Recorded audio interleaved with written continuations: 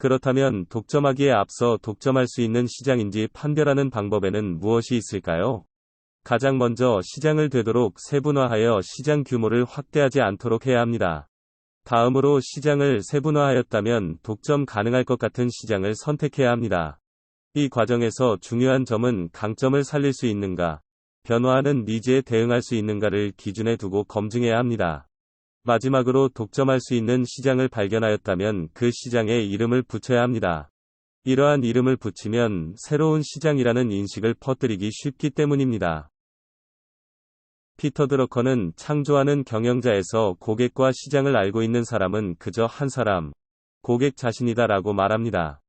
이는 비즈니스의 정의를 고객의 마음속을 측량하여 새로운 상품과 서비스를 내놓는 행위로 칭할 수 있으며 실제적인 니즈를 묻는 행위를 강조하는 것입니다.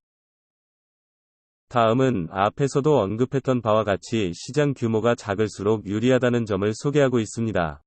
작은 규모로 성공한 사례로 샤레운이 있습니다. 나카가라와 케이지씨는 목욕을 마치고 성인 남자가 입는 일본 전통 속옷인 훈도시를 묶는 도중 편한 홈웨어로서 최적인 훈도시를 만들어야겠다는 생각으로 샤레운을 만들었습니다.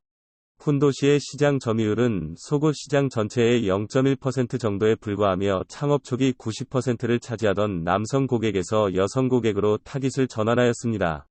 또한 라쿠텐과 아마존 등을 통한 판매가 아닌 자사 사이트로만 판매를 하여 가격 경쟁에 휘말리지 않고자 하였으며 작은 시장 안에서 더 세분화하였습니다. 이러한 요인들을 통해 나카가라와 케이지씨는 1인 창업가로서 성공한 사업을 이루어낼 수 있었습니다. 책의 저자에 따르면 1인 창업에 있어 독점 시장을 구축하기 위한 세 번째 방법은 돈 버는 구조를 보이지 않아야 한다고 주장합니다. 여기서 돈 버는 구조란 사업의 운영 구조를 이야기합니다. 만약 필요 이상으로 사업이 두드러지게 되거나 사업 구조를 다른 경쟁자들에게 들키게 되면 이는 많은 사람들이 그 사업에 진출하려는 결과를 낳아 비즈니스 가치의 하락을 가져올 수 있다고 우려합니다. 따라서 비즈니스 구조를 숨기기 위해 저자는 복수 사업 운영을 추천합니다.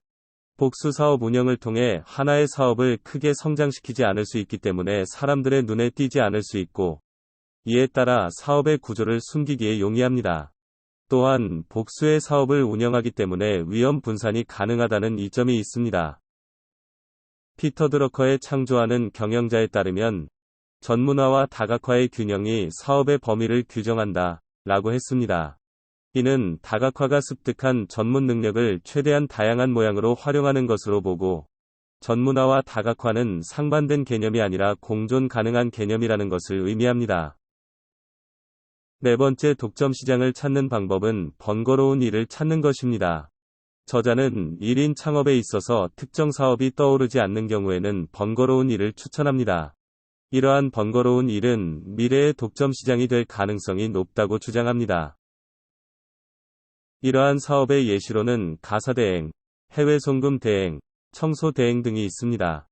이러한 일의 특징은 우리의 일상생활에 있어서 꼭 필요한 일들이지만 막상 하기에는 귀찮고 손이 많이 가는 일들입니다.